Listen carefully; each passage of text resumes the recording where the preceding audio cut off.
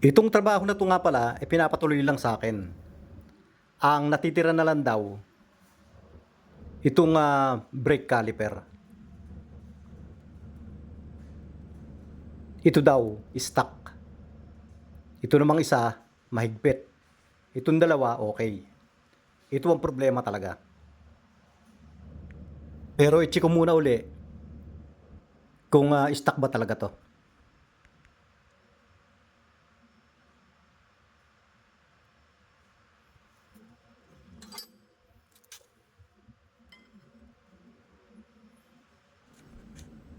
Ayaw ngang gumalaw 'to, stock nga.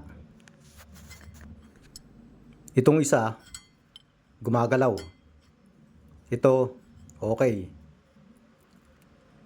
Ito, mahigpit.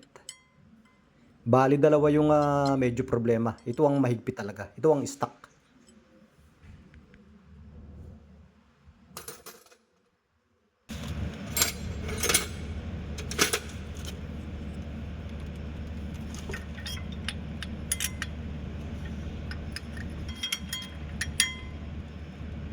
Okay. Pump.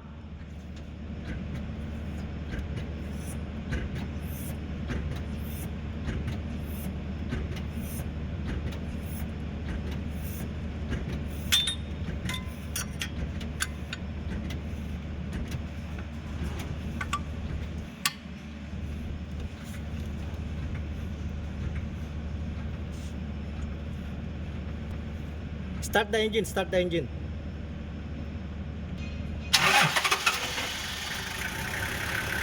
Pump.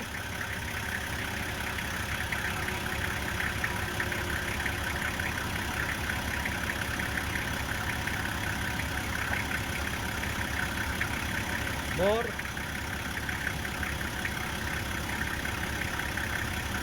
It's coming out, it's coming. More, more. More.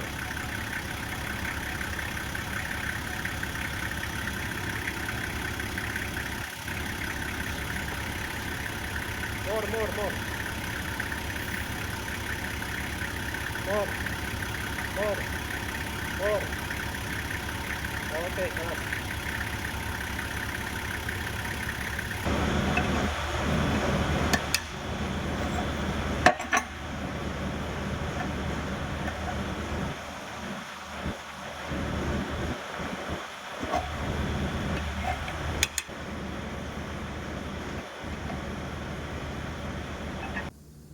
Ito yung stock na piston. Itong isa, maluwag to eh. Ito ang, matagal lumabas. Kaya mahigpit talaga yan.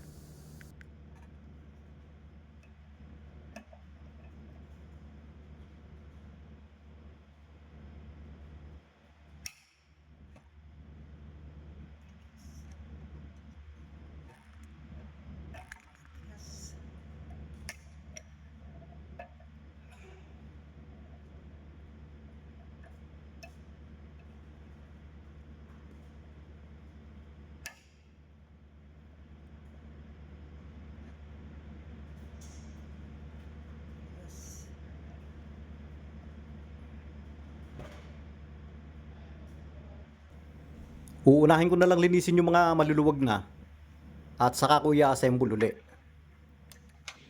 Para isa na lang yung problema ko. Eto nga pala yung isa na medyo mahigpit din kanina. Nilinis ko na.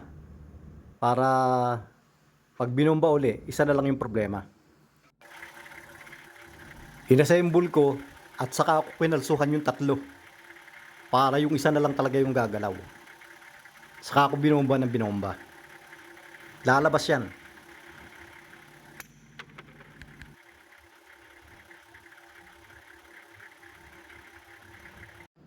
Eto yun oh. Kinalawang na talaga.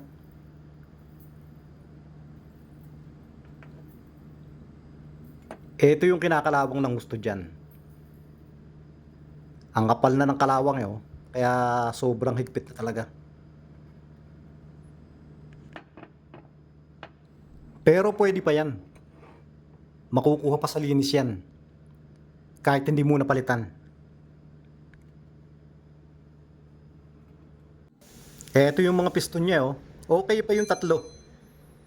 Itong isa medyo may butlig-butlig na, pero pwede pa yan. Yung pag-assemble nga pala, hindi ko na binibidyohan dahil napakasimple lang naman yan. Ang talagang pinoproblema dito, yung pagtatanggal, pag-stuck yung piston.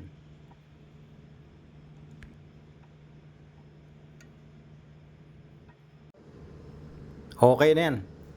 Kakabit na lang uli. Hindi nga pala preno yun talagang pinapagawa dito. Merong leak dyan sa lugar na yan. Kaya binuksan.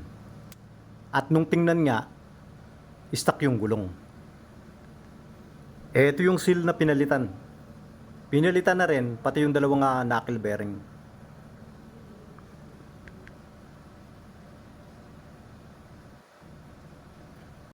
Kaya lang, dahil nga stuck na yung sa kabila, diskumpiyado na rin ako dito sa kabila. Tingnan natin. Hindi basta umiikot ang gulong, okay na. Pag mahigpit na ganyan, may problema na rin yan. Ang ginagawa ko para makasigurado, pinatanggal ko yung gulong. Pag walang gulong, dapat kaya pa rin ikutin ng kamay. Kapag hindi kayang ikutin ng kamay, may problema yon. Sobrang higpit nun.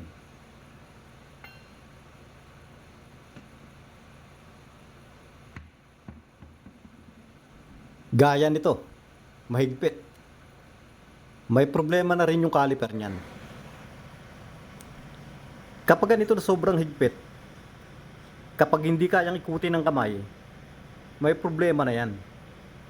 Kaya hindi normal yan.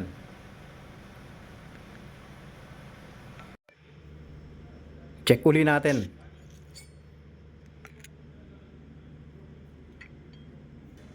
Ito gumagalaw. Ito gumagalaw din. Ito gumagalaw din. Ito ang stuck. Yung tatlo okay pa. Okay pa naman tong side na to kaya ito pwede na yan. Isa lang yung talagang palalabasin natin. Kaya dito sa kabila, isa lang yung kakalsuhan natin. Para lumabas lang ng gusto, yung isa na yon.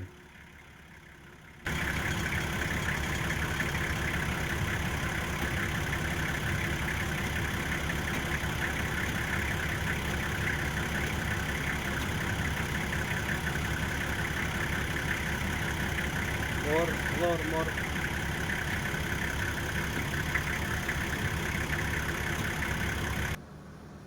Ito yung stock niya na, oh. Sana naman madaling matanggal. Sana hindi kagaya sa kabilang side na sobrang higpit.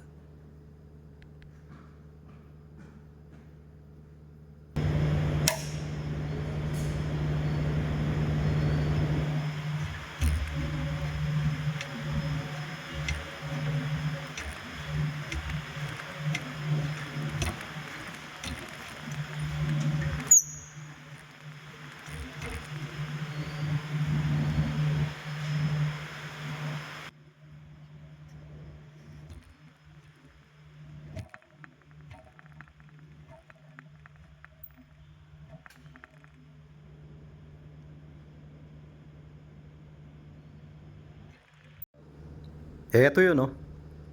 Puro kalawang na rin.